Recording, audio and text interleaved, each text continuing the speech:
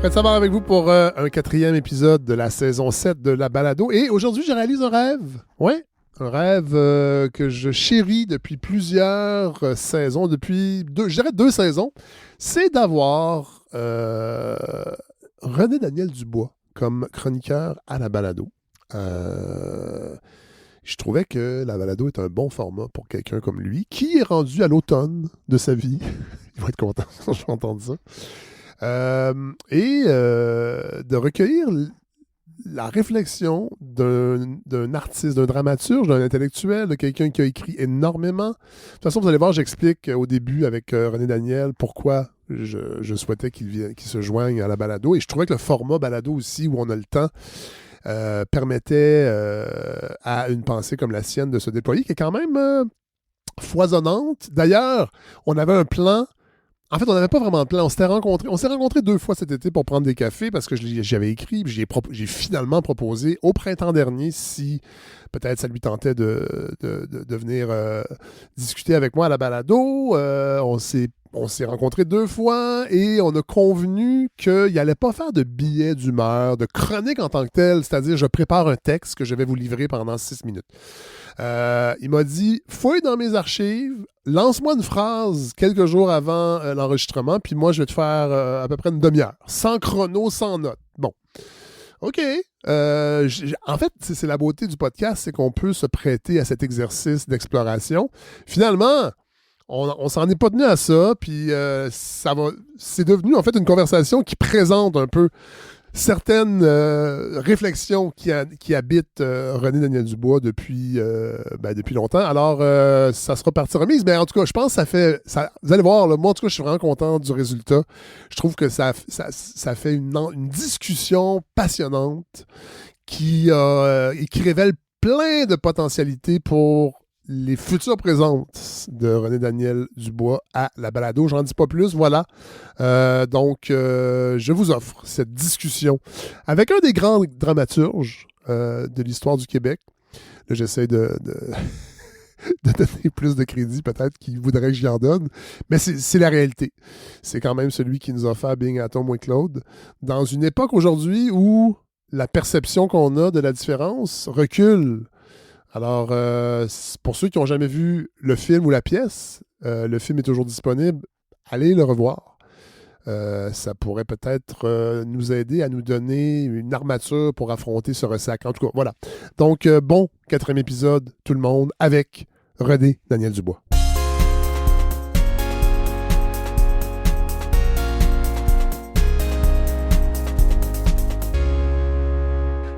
René Daniel Dubois. Allô? Je suis très heureux de vous avoir dans les luxueux studios de la balado. Bonjour. Je sais pas c'est quoi ce rire-là. C'est un rire d'appréciation qui indique que je suis heureux d'être dans ce chic studio. Je pense que ça fait 2 ans que je rêve de ce moment. En fait, ça fait 2 ans que je me dis, René Daniel Dubois, on devrait l'entendre plus. Et particulièrement dans un format comme celui que je vous offre. Avec du temps. Avec un public aussi, un auditoire qui aime ça réfléchir. Je pense que vous allez nous aider. Et aussi parce que dans mon idée de revenir sur scène qui me turlupine depuis des années, le déclencheur de ce que j'avais envie d'aborder, c'est un peu de votre faute. Ouch! Une conférence que vous aviez donnée en 97. Yes, sir! Dans un cours de sciences politiques avec Thierry Hench. Oui, monsieur. Mais en fait, regretté. Le très regretté Thierry Hench. Ouais. On était d'accord sur pas grand-chose, lui et moi, mais sacrebleu qu'on a eu du fun ensemble. Je me souviens de la première fois que je l'ai rencontré, c'est un Suisse d'origine qui s'est installé ici. Puis à un moment donné, j'avais fait une couple de sorties très... médiatisées, mais surtout piquantes. Oui. Et il m'avait invité chez lui pour faire une entrevue. Il m'avait interviewé pour je me souviens plus quelle revue savante. Oui. Et je nous revois dans sa salle à manger et je lui expliquais ma vision du Québec et je voyais ses yeux s'agrandir comme des assiettes à mesure que j'avançais. Et quand il a fini, puis il a fermé son magnétophone, puis il a fait... Tout à coup, j'angoisse, je me demande pourquoi j'ai choisi le Québec. parce que je tapais sur le clou, mais alors là... Ça, c'est 2 ans après le référendum. Évidemment, je vous connaissais comme dramaturge. Oui, mais ça, vous avez assisté à une des versions, parce que je l'ai donné, je pense, c'est 7 fois, cette conférence-là. Thierry m'invitait, puis ensuite, Christian Debloc, après le départ de Thierry, m'invitait donc en Sciences Po au bac. Et c'était toujours à la fin d'un trimestre. Oui, c'est en décembre. L'avant-dernier cours. Le dernier cours était un examen, mais l'avant-dernier cours, Thierry me disait 3 heures. Et il me présentait... Nous, après ça, on avait les vacances de Noël pour s'en remettre. Il y en a qui s'en sont jamais remis. Il y a 4 ans à peu près, il y a une fille qui m'a arrêté sur la rue pour dire... Enfin, je vous retrouve pour vous dire que j'ai jamais arrêté de passer à votre conférence. Voilà. Excusez-moi. Une conférence, si on la résume. Là. Thierry, le titre officiel que Thierry m'avait demandé, c'était sous ces espèces-là qu'il me présentait. J'ai demandé à René-Daniel Dubois c'est pas du tout ça son accent, je niaise, mais bon. Il est mort, de nous parler du rôle social et politique de l'intellectuel et de l'artiste dans leur société. Voilà. Et là, il me cédait la parole et je disais, bonjour, mesdames, messieurs, vous venez d'entendre le titre sérieux. Ce dont je vais vous entretenir dans les faits, c'est de ceci. 2 points, ouvrez les guillemets. Comment nous y prenons-nous pour nous retrouver dans une société où les intellectuels sont muets et les artistes tata. Fermez les guillemets. Et là, d'année en année, j'augmentais ce titre-là en disant... Là, vous venez, je ne sais pas, vous n'en êtes pas rendu compte, parce que vous êtes entre 75 et 200, là, selon les années. Est-ce que vous vous rendez compte que plus de la moitié d'entre vous avez opiné du bonnet en entendant le titre que je viens de donner? Ça veut dire que vous reconnaissez parfaitement ça. Si je vous avais dit, pensez-vous que nous sommes dans une société où les intellectuels sont muets, les artistes tata, tout le monde aurait sauté au plafond en criant et en m'accusant de travailler pour le Mossad. Mais en réalité, si je vous le mets blunt sur la table, vous opinez du bonnet. Voilà. Or, entendons-nous, je ne suis pas du tout convaincu de ça. Moi, c'est simplement que j'ai observé des affaires, ça pose des questions, puis personne ne veut en discuter avec moi. Parce que votre conférence, c'était beaucoup ça. C'est que vous lanciez vous posiez des questions, vous lanciez des petites bombes. Mais à partir de faits, ça c'est vraiment de la curiosité. Moi, je me suis retrouvé artiste presque par accident, parce que je voulais d'abord devenir médecin à un moment donné, mais il y avait déjà contingentement à l'époque, en 70, en médecine. Puis j'ai horreur de la compétition. Donc, je me suis dit, je resterai pas ici, je vais virer fou, puis je vais faire un malheur. Donc, j'avais commencé à faire un peu de théâtre, je me suis ramassé en théâtre. Et là, je me suis rendu compte que l'image qu'on donne de c'est quoi les milieux artistiques et la réalité de ce que c'est, et en particulier dans notre société, c'est pas juste 2. Là, je veux dire, il y a des cosmogonies de différents. Ça raboute pas pantoute. Bon. Et surtout... Là, on est dans les années 70, là, quand vous faites oui, on est au début 70. Est-ce que la Gogoune de Fentech, c'est déjà... Non, la Gogoune de Fentech, c'est après l'École nationale. Votre compagnie? Une compagnie autogérée, une espèce de coop avec d'autres acteurs pour créer ma première pièce, Panique à Longueuil, quand je suis revenu de mes études à Paris. Mais ça, c'est après l'École nationale. Ça, alors, donc j'ai lâché la médecine, je me suis ramassé à l'École nationale, à ma grande surprise, parce qu'entre le moment où j'ai envoyé mon chèque pour m'inscrire aux auditions et le moment où j'ai passé mon audition, tout le monde m'avait expliqué que c'était impossible que je sois accepté. D'abord, il en prenait 16 sur 400. J'avais à peu près pas d'expérience. J'avais pas de coach, personne pour me préparer. J'avais juste appris 2 textes par cœur. Je suis monté sur la scène et je les ai récités. C'était le monologue final de Don Juan. Il n'y a plus de honte maintenant à cela. L'hypocrisie est un vice à la mode et les vices à la mode passent pour vertu. Le personnage d'homme de bien est le meilleur. Regarde, on arrête ça. On va encore être chez au souhait. Mais je m'en souviens de cette époque-là. Et l'autre, c'était le monologue de Jacques, dans Jacques ou la soumission de Ionesco. Lorsque je suis né, je n'avais pas loin de 14 ans. Voilà pourquoi j'ai compris plus rapidement que la plupart de quoi il s'agissait. Et là, ça partait. Et j'ai fait rire. C'est Michel Rossignol et André Pagé qui faisaient passer l'audition. Absolument. La première fois que je rencontrais Michel Rossignol, j'ai failli tomber dans ses yeux. Là. C'était des lacs. C'était d'une beauté absolument époustouflante. Bref. Et j'étais convaincu que j'étais pas accepté. Alors, quand j'ai reçu la lettre d'acceptation, je l'ai sacrée sur le bureau. En revenant, j'habitais chez mes grands-parents, j'ai jeté ça sur un bureau. Je l'ai même pas ouverte. Puis c'est 2 heures après que ça a fait... Écoute, il me semble que l'enveloppe t'épaisse un peu pour une lettre de refus. Et là, je pense que les marques doivent encore être au plafond dans l'appartement. Bref, mais ce que ça a fait, c'est qu'à partir du moment où je suis entré à l'École nationale, pour moi, j'étais comme un anthropologue du 18e ou du 19e siècle dans une lointaine contrée. Je regardais le monde agir et je prêtais attention à ce que les gens véhiculaient comme valeur. Ouais. Ah, vous dites que c'est ça. Mais pourquoi est-ce que vous agissez de même? Ah, arrête donc. Ah, toi, là, le fatigant. Mais bon, moi, ça faisait partie. L'artiste, pour moi, c'est une fonction absolue. On va vraisemblablement parler de culture tantôt. Il faut séparer culture et art. L'art fait partie de la culture, mais ça ne le résume pas. Oui. Et l'art remplit une fonction absolument essentielle qui est de donner un reflet de la vie aux gens dans une société. Oui. Mais pour ça, il faut s'entendre sur au moins le sens des mots. Oui. Ça peut pas être indifféremment un dromadaire ou une table. Non, effectivement. Mais dans notre société, c'est ça que c'est. Et j'ai entré là-dedans et ça m'a amené à faire toutes sortes de réflexions, puis d'observations, puis de comparer avec d'autres sociétés que j'ai connues entre-temps, qui m'ont amené à faire les conférences où nous nous sommes connus. Voilà. Et nous bouclons la boucle. Hein? C'était quelque chose, ça, là. C'était parfait. Évidemment, moi, je vous connaissais de par vos pièces de théâtre que j'avais vues au cinéma, pas au théâtre à l'époque. Donc là, on est dans les... on est en 97. 97 quand je rencontre en vrai le dramaturge que j'estimais pour avoir vu ce film-là. Bing, elle tombe en 92, donc vraisemblablement, autour de ça. Voilà. Après ça, quand il y a quelques mois, j'ai enclenché le processus pour me dire... J'aimerais ça que René Nédel-Dubois devienne une des voix qu'on entend à la balado pour plusieurs raisons. De par votre âge, je dois le dire, parce que je trouve que c'est intéressant d'avoir des gens qui sont d'un certain âge, dans la soixantaine. Oui, mais ça achève. Bon, voilà. Non, mais je trouve ça intéressant parce qu'on a tendance à beaucoup aller de l'autre côté. Et je trouve qu'ici... Avec raison. Oui, sauf qu'il ne faut pas non plus mettre de côté ceux qui ont déjà été jeunes. Et parce que j'ai replongé dans vos textes que vous avez numérisés. Ouais.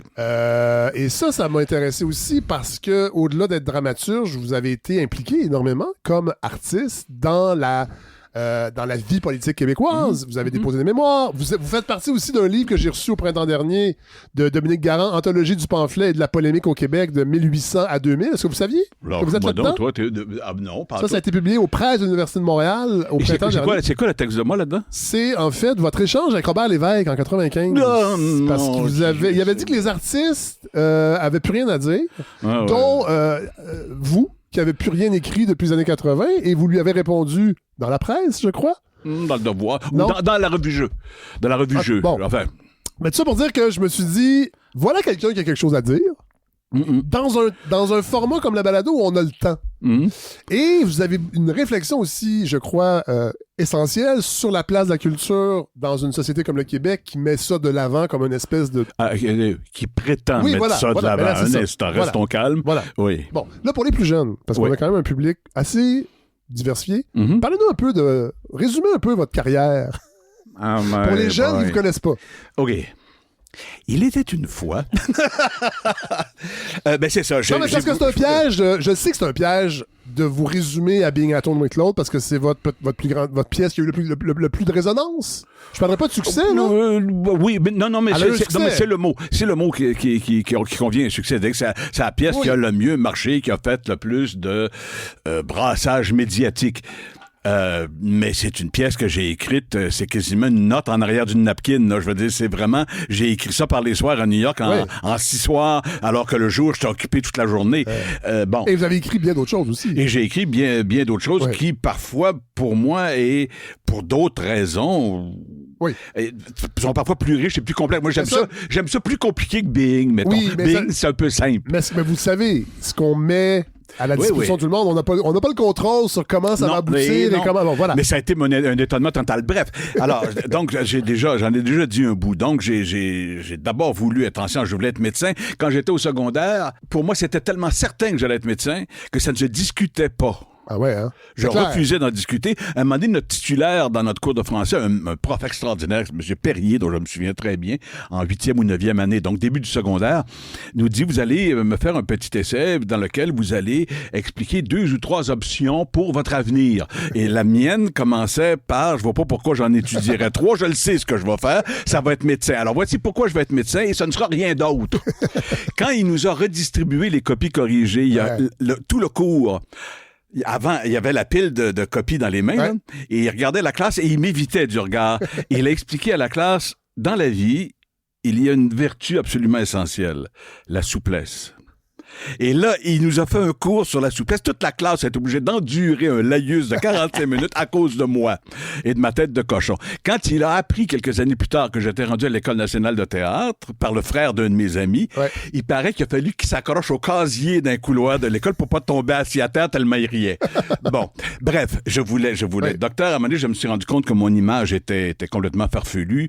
Il y avait rien, j'avais pas d'alternative, donc j'ai appris qu'il y avait une école de théâtre. Je faisais un peu de têtes amateur. J'ai été accepté. Mais là, vous vouliez être comédien, vous, à l'époque, là, quand vous rentrez à l'école. Non, mais quand vous rentrez à l'école. Oui, il n'y avait pas d'écriture à l'école nationale à ce moment-là. Ni mise en scène à fortiori, qui est arrivé beaucoup plus tard. Bon. Alors que l'écriture est arrivée pendant que j'étais à l'école. Donc, 73 à 76. Et... Là, vous sortez de l'école? Je sors de l'école, je travaille pendant 2 ans. Là, je me dis, non, c'est pas vrai. Je ferai pas ça.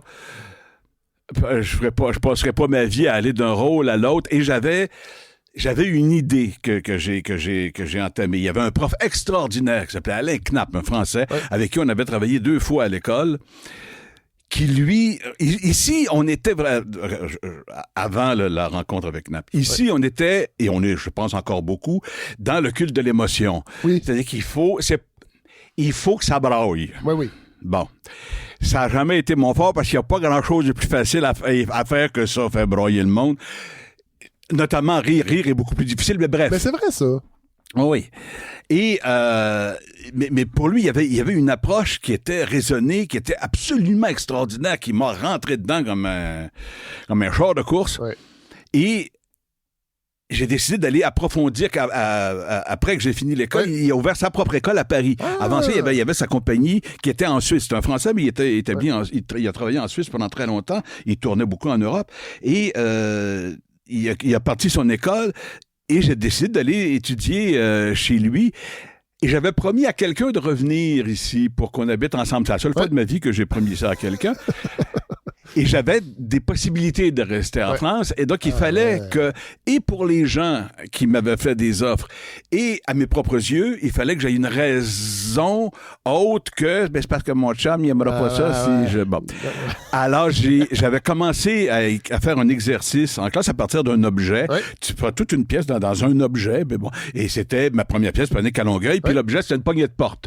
Il reste dans les mains. Qu'est-ce que tu fais avec ça? Et ça a donné toute une pièce. Qui vous a mis un peu, là, j'aime pas le terme, mais que le Panique à Longueuil, c'est un peu ça qui vous a mis sur le radar. Mais ça, là aussi, là, encore une fois, c'est un jeune auteur à surveiller. Ouais, ça marchait fort, puis il y a beaucoup de monde qui disait, c'est effrayant, il y a quelques mois, on disait, il n'y a plus de théâtre québécois, et là, tout à coup, il y en a, bon. Et donc j'ai étudié avec Knapp, et un jour, il m'a dit, Daniel, là, vous avez une pièce là-dedans, il y avait seulement une scène décrite, puis je l'ai fini, et ça m'a servi de prétexte pour revenir ici, sauf qu'en débarquant de l'avion, j'ai bien vu dans la face de mon chum que je revenais pour rien. Alors, une chance que j'avais la pièce, fait que là, je l'ai montée, ça a marché. Je pense que c'est pas resté votre chum, parce que Et non, mais je lui ai prêté chance parce qu'il s'est ramassé avec un gars absolument formidable. Bon, parfait. Puis toute la tête de cochon avec laquelle il était précédemment. Alors, et donc, je suis allé en théâtre, je suis rentré à l'École nationale. C'est quasiment une porte que j'ai ouverte au hasard, je me suis ramassé là. J'ai commencé l'écriture en voulant comme prétexte pour d'autres choses. Là, je suis revenu, il y avait rien que ça dans mes valises. Alors, on a créé une gang. J'hésite entre gang et bande, une compagnie autogérée, une coop. qui s'appelait La Gogoune de Fentex, qui se voulait un appel du pied à Paul Claudel, le soulier de Satan. Alors, en France, ils ont le soulier de Satan, nous autres, on a La Gogoune de Fentex. Et on avait tout un numéro avec Serge Dupire, je me souviens, quand on allait faire des entrevues à Radio-Canada, on disait qu'on avait inventé une espèce, à l'époque, à la télévision, il y avait des... des espèces de capsules de quelques minutes sur la faune et la flore canadienne. Ah, ben oui! Ben oui. Et on s'en était fait une à deux voix, qui était la Gogoune de Fentex, qui est un oiseau qui vole sur le dos, puis en tout cas, qui s'écrase dans la rue, et avec ce qui reste de sa dépouille, on fait la substance qui permet de tricoter des pantoufles et des couverts de toilette. Bon. Très à la mode à l'époque. Très à la mode à l'époque. Donc, la Gogoune de Fentex. Et pendant que Panique jouait, parce que ça a joué pendant 9-10 mois, je me souviens plus trop, dans un tout petit café, mais quand même. Et j'ai écrit ma deuxième pièce, qui pour moi est la première, en fait.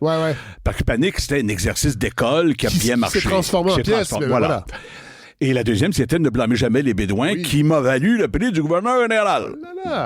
Fait que c'est allé très vite, mon affaire. Vous êtes renti aujourd'hui grâce à la bourse à l'époque, j'imagine? Pas vraiment.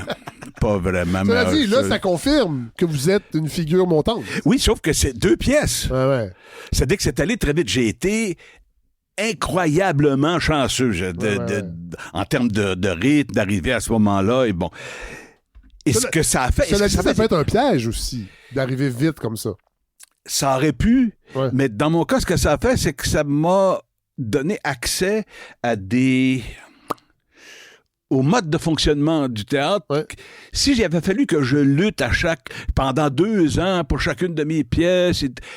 J'aurais vraisemblablement pas vu ce que j'ai vu. Alors que là, il y a plein de monde qui venait me voir puis qui m'offrait des choses. Vous étiez tout de suite dans l'œil de la tempête. Tout à fait. Et ça a continué comme ça à croître. Et je suis pas, comment dire, il y a pas de... J'ai pas de crotte sur le cœur de choses que j'aurais dû écrire. En tout cas, pas en théâtre. Pas en théâtre. Dans d'autres domaines, oui, mais de choses que j'aurais dû écrire et qui ne sont pas sorties. Et qui ont croupi sur pied. J'en ai pas. Et à un moment donné, j'ai pu ralentir la production pour plusieurs raisons. D'une part, c'est que je me suis rendu compte que je commençais à avoir un très sérieux problème avec la lubie québécoise. Ce que j'appelle le syndrome du Québec martien. C'est-à-dire que le Québec se raconte, nous autres, on ne fait pas vraiment partie de la boule. On est comme monté sur une base de styrofoam de 3 pouces d'épais, puis on est ailleurs. On est des anges, d'abord. On est des anges, ça, par nature. Nous sommes pacifiques par nature. J'entends du monde dire ça, qu'on est pacifique par nature. Voulez-vous même dire calice, ou si vous avez déjà vu un pacifique par nature, vous autres, c'est culturel, sacrament. Pardonnez mon langage un peu non, c'est parfait. On n'est pas à Radio-Canada ici. En effet. Là, j'ai remarqué, c'est plus sympathique, nettement. Excusez-moi. De ce que c'est devenu. C'est moins beau, mais c'est plus sympathique. Regarde, on peut pas tout avoir dans la vie. Et là, j'ai vraiment commencé à sentir les failles entre le discours et la réalité. En tout cas, le discours prétendait décrire et la réalité. Et c'est devenu, à un moment donné, insupportable parce que je voulais continuer d'écrire, sauf que un écrivain, aussi flyé puisse-t-il être par moment, est pas là pour délirer de retricoter des délires ambiants. On tente de dire quelque chose, c'est une autre façon de regarder le réel, c'est une autre façon, c'est une façon de mythologiser, si on veut. Mais il faut que ça repose sur une table commune.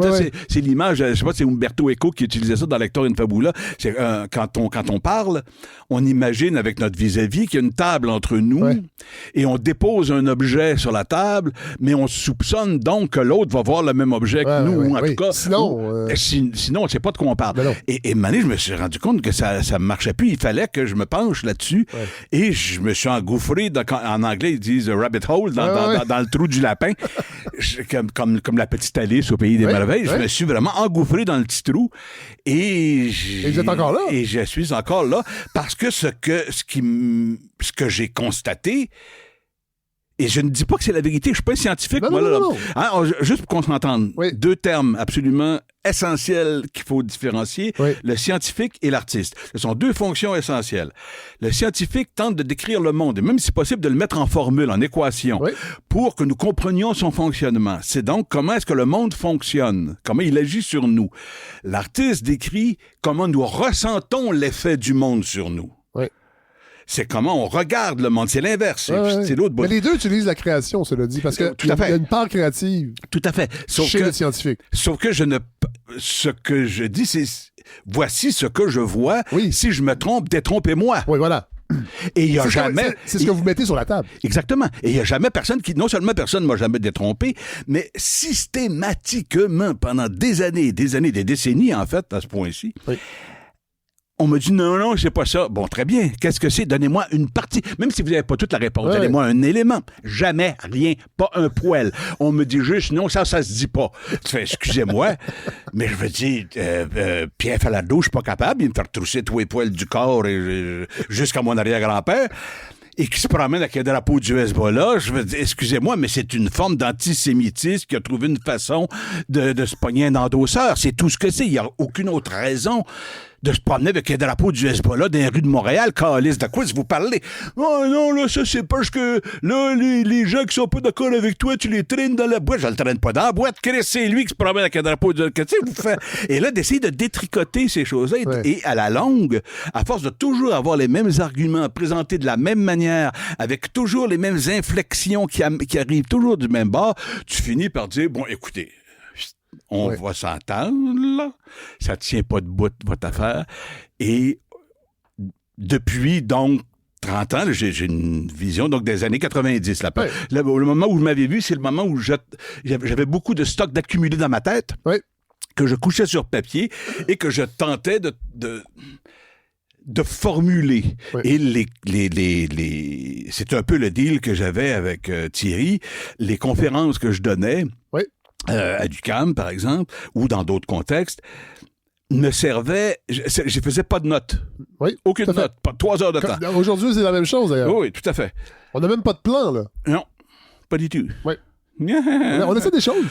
J'imagine que dans les réactions, il va y avoir... Peut-être que vous auriez dû en avoir un plan. Non. Encore, c'était, pour moi, de récapituler à voix haute. Parce que où passent les lignes de force dans ce magma d'images et de contradictions et de paradoxes et de notions et juste parler des sujets, juste pour me rendre compte, par exemple, je vous donne un exemple. Au pied levé. En fait, j'allais dire, donnez-nous en 3. La triade, c'est toujours efficace, là, en humour, j'imagine, en dramaturgie aussi. Je vais vous en donner un.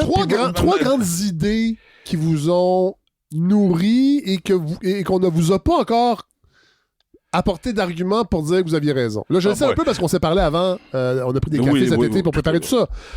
Très bref, les cafés. Oui, tout à fait. Parce que cette semaine... Je vous ai écrit juste parce qu'on a convenu, il n'y aura pas de... Vous ne ferez pas un billet d'humeur ou une discussion par rapport à toutes ces réflexions-là qui vous habitent depuis des années, depuis des décennies. Moi, j'ai lu aussi pas tout ce que vous avez mis sur votre blog, ce que vous avez numérisé. On pourrait mettre l'adresse si vous voulez. On va le faire. Si les gens sont intéressés. Bien sûr. Et dans une autre, si on se revoit, on va se revoir. Si je passe l'examen. Parce que là, ça passe vite. Je pourrais un peu expliquer comment c'est organisé, comment c'est présenté pour que les gens puissent s'y reconnaître un peu si ça les intéresse. Sur la place de la culture au Québec, sur l'idée de la culture au Québec. OK. D'abord, il y a un piège absolument fondamental qui, moi, me hérisse totalement. Et là, je suis plus capable parce que ces temps-ci, on le voit, là, donc nous sommes au mois d'octobre 2024. Et début octobre. L'utilisation de la notion de culture, mais en fait, elle est simplement synonyme de langue. Oui, voilà. Ce qui est un non-sens. Pourquoi? Parce que je me demande combien de personnes au Québec se sont donné la peine. Tout le monde se réclame du fait qu'on parle français. Ah oui, puis c'est rendu un fétiche, c'est un fétiche la langue au Québec. Oui, mais qui s'est donné la peine de se demander sur quoi ça repose? Est-ce que vous savez quand est-ce que le français est devenu la langue officielle de France? Est-ce que vous savez... Il y a eu plusieurs tentatives. Moi, je dirais... Quel roi? 16e siècle, c'est pas Louis XIV? François Ier? François Ier. Voilà. C'est en même temps à peu près en même temps. C'est à peu près la même. Je pense que je vous l'avais dit lors de Non. C'est une joke. Un camion passait, j'ai pas entendu d'accord. la réponse. Je pense que c'est... À peu près à l'époque où Québec a été fondé. Oui.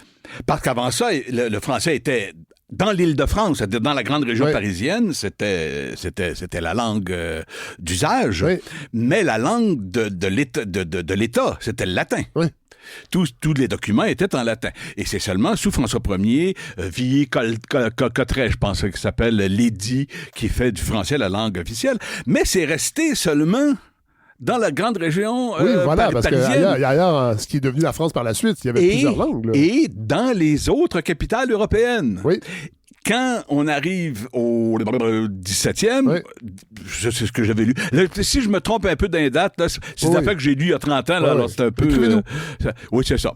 Rectifier.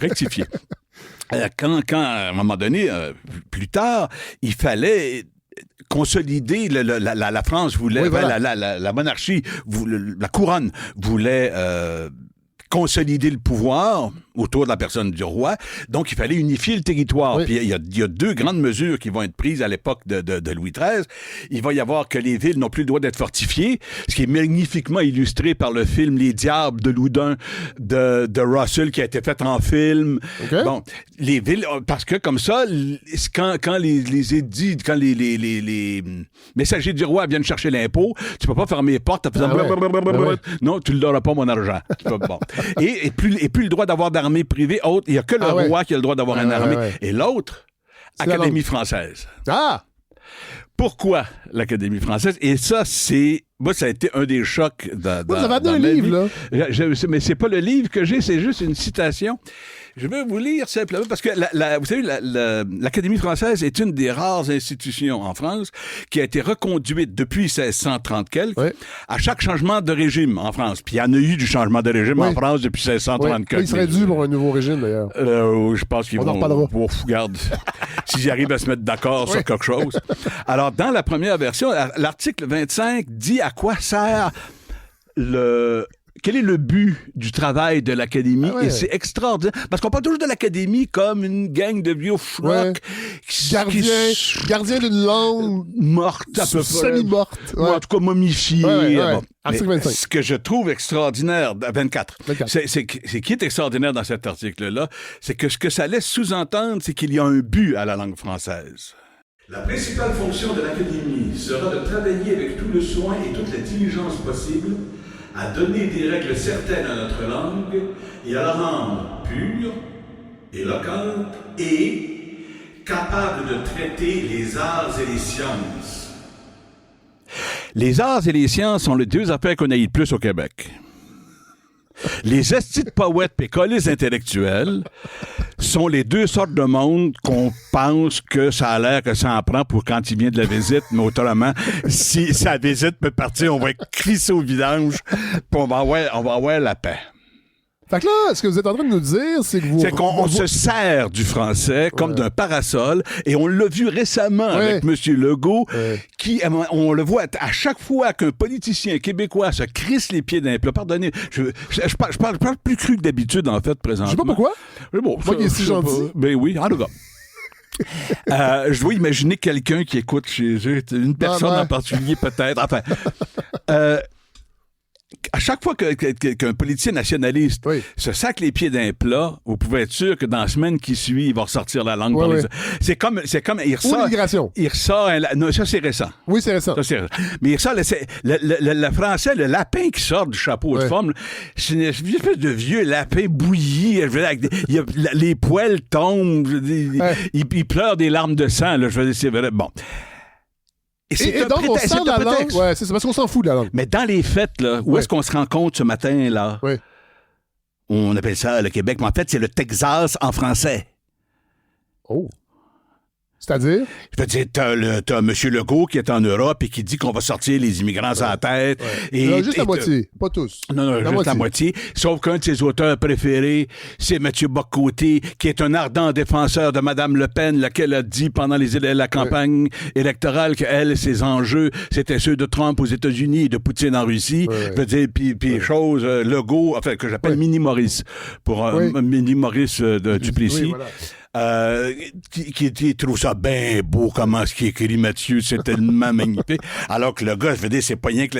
C'est Diafoirus. Pour moi, Mathieu Bocoté, d'ailleurs, généralement, j'enlève le boc, parce que je me dis que ça sonne un peu immigrant, puis ça doit le heurter chaque fois qu'il entend ça. Faudrait juste l'appeler Mathieu Côté. Ça veut dire c'est un immigrant économique en France. Ouais, mais lui, il se vend juste aux milliardaires. En bas de tout ça, il se déplace pas. Alors, pour moi, c'est un Diafoirus. Alors, Diafoirus, le personnage de Molière dans le Malade imaginaire, c'est un médecin qui est là avec son fils et il gesticule puis il fait des grands... Et c'est incompréhensible, totalement ridicule. C'était tout le mépris que Molière pouvait avoir pour la médecine fantasmatique de l'époque. Et pour moi... Mathieu Bocoté est au discours intellectuel, à la place de l'intellectuel. Tu sais, je pense à Bertrand Russell, puis je mets Mathieu Bocoté à côté, là. Ouais. Je fais, excusez-moi, je pense qu'il y en a un des deux qui ne fait pas dans l'image de c'est quoi un intellectuel, et c'est pas Bertrand Russell qui fait pas. OK? C'est une espèce de bouffon qui brasse. Autrefois, il aurait fait ça en latin. Bon. Et ça, c'est ce qui appuie intellectuellement, paraît-il, le régime actuel. Ouais. Et c'est rendu qu'on envoie Serge Denoncourt en France pour qu'il nous explique Paris. Ouais. Je veux dire, il y a 50 ans, ça aurait été la poune. Et on envoie Biz aux États-Unis pour vérifier le fait français à travers les Amériques. Ouais. Fait, voyons, calvaire, on est-tu rendu... il reste-tu vraiment rien que ça? Ouais. Eh bien, la réponse est oui. Ouais. On a un de problème. Mais ça, là, ce que je vous décris, là, moi, c'est pas moi qui l'ai décidé, là, c'est pas moi qui l'a fait. Mais je le voyais venir il y a 30 ans, puis les gens m'écrivaient il y avait des pages de lettres d'injures. Dubois, qu'est-ce que ça veut dire? Que Denoncourt fasse une émission avec ses amis... Ça veut dire qu'il n'y a pas de vie intellectuelle. Ses amis UDA, oui, pour nous donner leur coup de cœur à Paris. Et Biz avec Jean-Michel Dufault, qui parcourt... En fait, qui je crois, veulent raviver un peu le fantasme des coureurs des bois, de ce que nous étions. Oh, et puis la Laurentie, ce genre d'affaires-là. Oui. Oui, sauf que ça n'a pas de bon sens l'affaire du coureur des bois. Regarde, tu peux pas être nationaliste et puis raviver l'idée des coureurs des bois. Les coureurs des bois reconnaissaient pas les frontières. Ils s'identifiaient à la représentation du territoire par les Amérindiens. Enfin, on va se calmer le pompon, là. Bon. Mais c'est pas la première contradiction. Il faut plus dire Amérindien. Pardon? Ah non, c'est Première Nation. Voilà. Fait que, non, mais qu'est-ce que ça veut dire? En fait, qu'est-ce que ça veut pas dire sur notre rapport à la langue? Ce que ça ne veut pas dire, c'est que nous avons un rapport sérieux. Nous nous en servons comme d'un prétexte. Ouais. C'est un parapluie qu'on ouvre et qui permet de faire « Oui, mais c'est pas nous autres, on n'est pas pareil. » Mais en réalité, le rêve, c'est enlever la langue, là, enlever la question de la langue. Ce qui se dit présentement, là, ce qui est au pouvoir présentement, puis ce qui est au pouvoir avant, puis ce qui est au pouvoir avant, puis ce qui est au pouvoir avant, c'était pure valeur américaine. C'est juste le fait de parler français, soi-disant. Ouais. Mais alors, si jamais on faisait... Mettons qu'on ferait l'indépendance. J'ai rien pour, j'ai rien contre, je m'en sac, là. Ouais. C'est pas là-dessus. Ouais. Mettons qu'on ferait l'indépendance. Oh, tout à coup, la langue est protégée. Donc, on n'a plus besoin de la protéger. Elle va disparaître aussi vite que l'Église a disparu en 1960. Oui. Pourquoi elle a disparu en 1960? Fernand Dumont le dit, parce que les gens n'étaient pas pratiquaient ça par habitude. Moi, je vais plus loin que Dumont là-dessus. La première chose, c'est que c'était pas une église de foi, c'était une église politique. Oui. C'était... Et de rituels. Et de rituels. Et de calendrier. Et des vides. Oui. Et la raison pour laquelle ça s'est effondré, me semble-t-il, c'est tout simplement que Vatican II s'en venait et que les ultramontains allaient se faire arracher la soutane dessus le dos. Fait qu'ils sont partis en courant et ils ont fait ce que j'appelle le gag de Superman. Ils sont rentrés dans une cabine téléphonique en soutane et ils sont ressortis en sous-ministre de l'Éducation. En complet 3 pièces.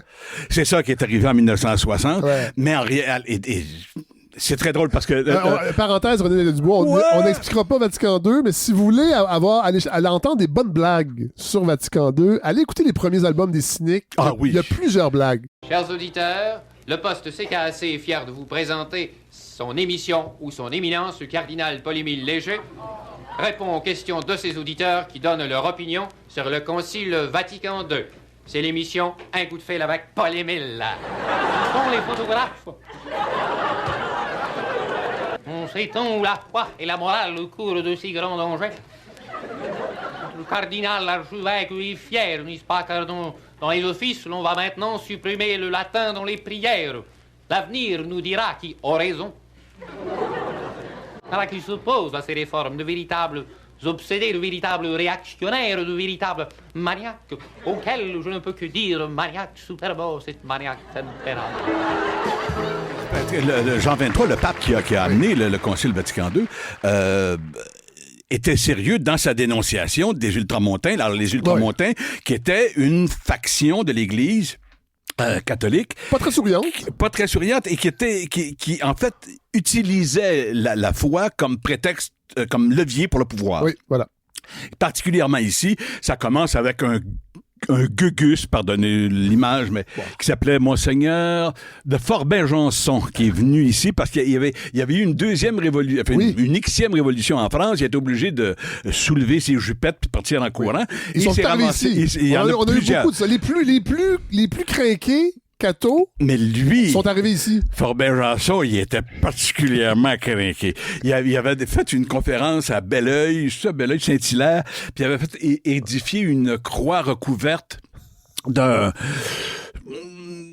métal pour que les rayons du soleil se réfléchissent sur la croix et que ça aille aveugler les Français, qu'on soit éblouis, mais jusqu'en France. Là, Bref, l'idée, c'était que l'Église est au-dessus des États nationaux. Oui, voilà. Autrement dit, c'était les talibans du 19e siècle. Voilà. Et c'est eux qui ont inventé le nationalisme au Québec. Pinks, regardez, il n'y a pas ni ci ni ça. Et je trouve ça très, très drôle qu'il y ait maintenant, ils ont patenté ça, parce qu'il y a toujours des moyens de patenter les affaires. Maintenant, on dit que, ouais, mais c'était pas vraiment des nationalistes, c'était des cléricaux-nationalistes. Ouais. Alors qu'en réalité, ils ont été là jusqu'en 1964, dans le cas de l'éducation. Et ils sont jamais partis. Il y en a beaucoup qui se sont enlevés à soutane dessus le dos, comme je vous disais, puis qui sont devenus réalisateurs à Radio-Canada ou directeurs des programmes de je ne sais pas, ou je sais où. Ou députés de toutes sortes. Ben, il y en a eu dans les autres partis, mais il y en avait quelques-uns. Et de toute manière, les enfants, mon père a étudié à Brébeuf dans les années 30, et il me racontait comment il y avait les profs de philo ouvraient Star, puis Brébeuf dominait un peu la ville, et les gars se faisaient dire, parce que c'était le collège à l'époque, ils se faisaient dire, messieurs, c'est à vous. En montrant la ville, il faisait un grand geste par les fenêtres, en disant, c'est à vous. L'élite de demain. Il y a dans cette classe au moins un premier ministre, il y a vraisemblablement un cabinet de ministres, il y a des maires de Montréal, etc., etc., etc. Donc, quand tu lis ces informations-là et que tu décides de ne pas les discarter à mesure, de ne pas les écarter, de ne pas les effacer à mesure, et de ne pas noyer le poisson à mesure, de les laisser vivants puis les déposer sur la table devant toi, tu finis par te ramasser le dessin que ça fait ne fonctionne absolument pas avec tout ce qu'on raconte. Comment tu fais pour écrire? À qui tu parles? De quoi tu parles? Il faudrait que tu te mettes dans l'abstraction de toi-même continuellement. Mais si... OK, attendez. Alors, le premier, c'est ça. Oui. On avait demandé 3 en blanc. Mais si vous décidez d'écrire pareil, parce que vous avez continué à écrire. Vous avez moins rendu public vos écrits. Moi. Oui. Est-ce que les institutions auraient refusé ce point de vue-là? Est-ce que ça... Tu peux pas sans écrire. Tomber dans la paranoïa, là. Parce qu'il y a des gens qui vont dire, Daniel Dubois, après Binghamton, mettons, il a comme un peu disparu parce que j'imagine qu'il était moins... Il y en a eu d'autres. Il y a eu Bob, par exemple, qui a marché super fort. J'ai sorti une pièce pendant pendant le confinement, j'ai fait une lecture dans un salon funéraire à la salle Bourgie. Enfin, c'est plus qu'un salon funéraire. Je gague, c'est un gag plate un peu mon affaire. Non, mais je veux dire, est-ce que vous auriez pu écrire autre chose? Je me suis jamais posé la question. Très franchement, jamais posé la question. Ce que je peux vous dire, c'est que quand t'écris en sachant qu'il y a un mur en plywood là, dans ta tête. Si tu passes l'autre bord, il va falloir que t'expliques et t'as pas le goût parce que ça va être infini. Là, présentement, on surfe là, mais à une vitesse folle. Il y a toutes sortes de conséquences, il y a toutes sortes de ramifications à ces réalités-là. Et à ce que ça fait à l'esprit des gens. Je saute sur un autre. C'est la même question, mais un autre angle pour la prendre. J'ai jamais été prof à temps plein, sauf pour une courte période à l'UQAM, mais j'ai claqué à la porte au bout d'un an et demi parce que j'étais plus capable. Moi, le chantage émotif, je suis pas capable. Puis les passifs agressifs, là, et je parle pas des étudiants, je parle des profs. Oui. Et à un moment donné, je me suis rendu compte d'une chose qu'en fait, j'avais commencé à noter il y avait plusieurs années quand j'enseignais, et à chaque occasion où j'enseignais à nouveau, ça s'approfondissait un peu, et là, tout à coup, je l'ai eu sous les yeux. Donc, c'était en 2019. Oui. C'est récent. Oui. Que la façon de défendre le français, et ça, je le pensais à l'époque, mais c'était une hypothèse que j'avais. On ne peut pas simplement faire aimer une langue en donnant des ordres, en disant « mesurer la hauteur des lettres ». Faut être fou, raide, calé. Surtout le français, avec la définition que je vous ai lue tantôt, enfin, qui est sous-jacente à ce que je vous ai lu tantôt.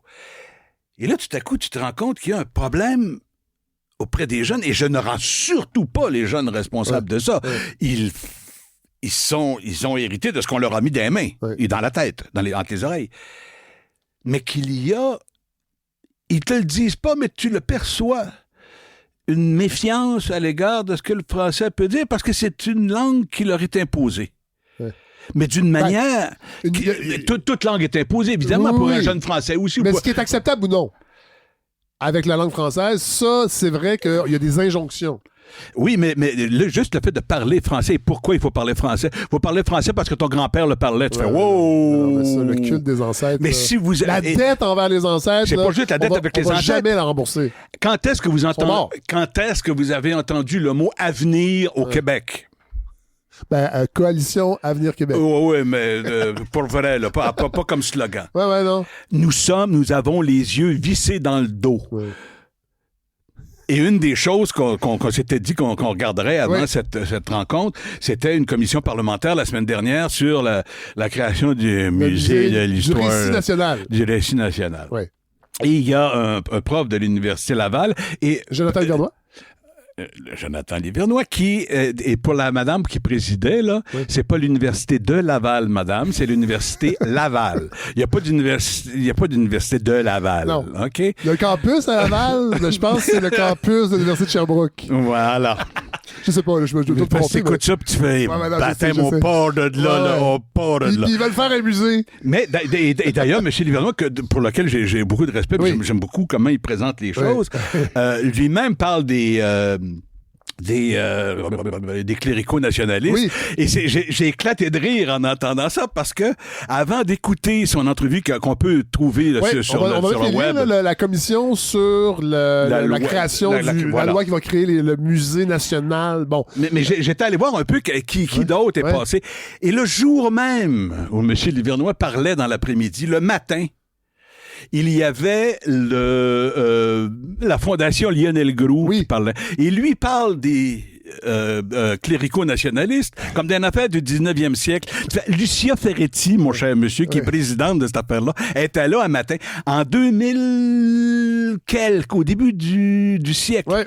Elle avait fait un grand article sur le fait que l'Église devait pouvoir se prononcer sur l'avenir constitutionnel du Québec. C'en est une. Je veux dire, c'est pas une affaire du 19e. Callis était là le matin même, assis quasiment sur la même chaise que lui.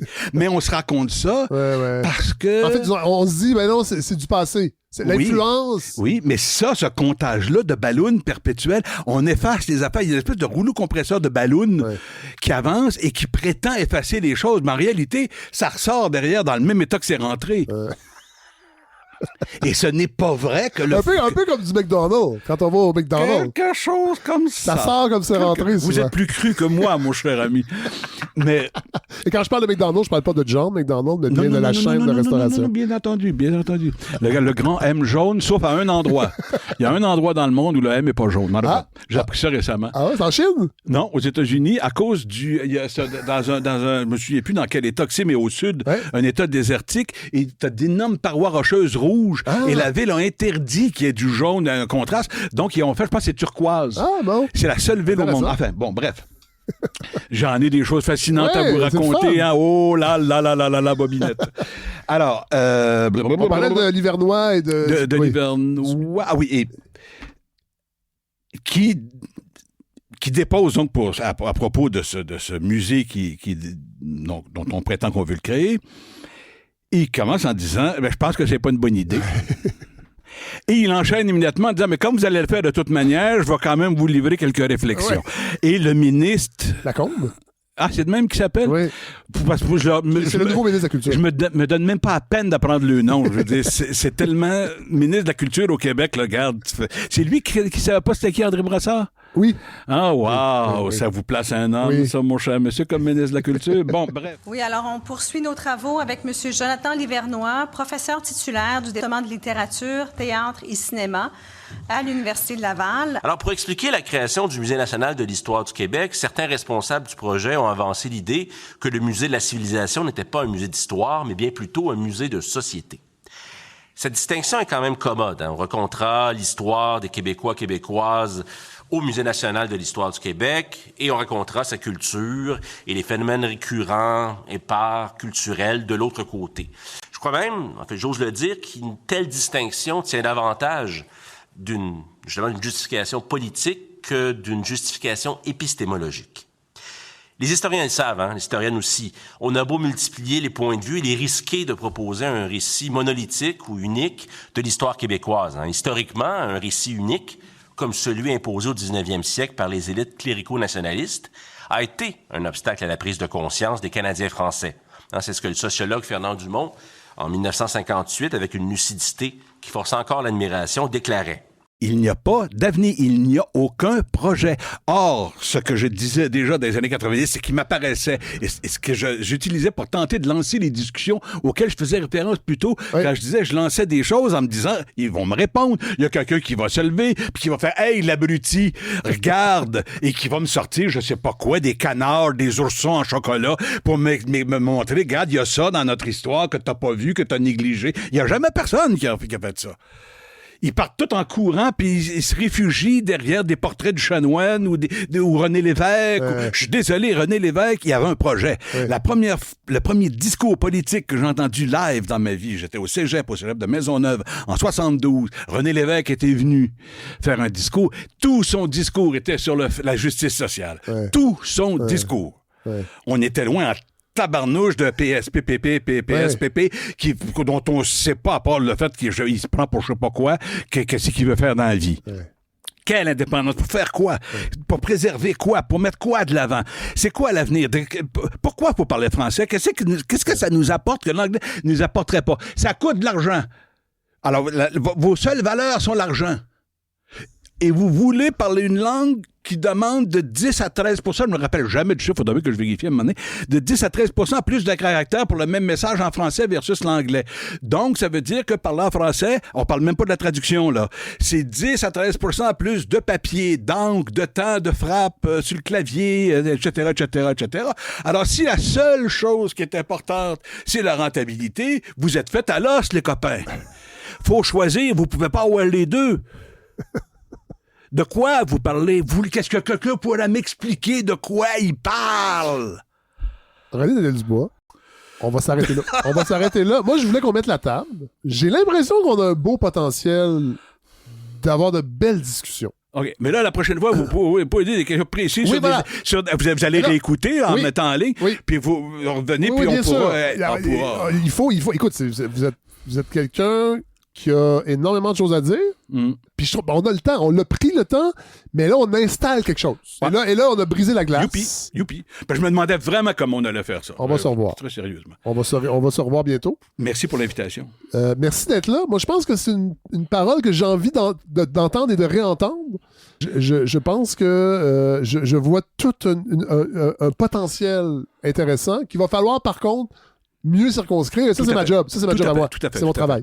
Mais en s'en parlant, Mané, on va prendre un pli. On va prendre. Bien sûr. On se connaît si peu. Voilà. On aura le temps de s'apprivoiser. N'est-ce pas? Hey, merci vraiment. Tolo.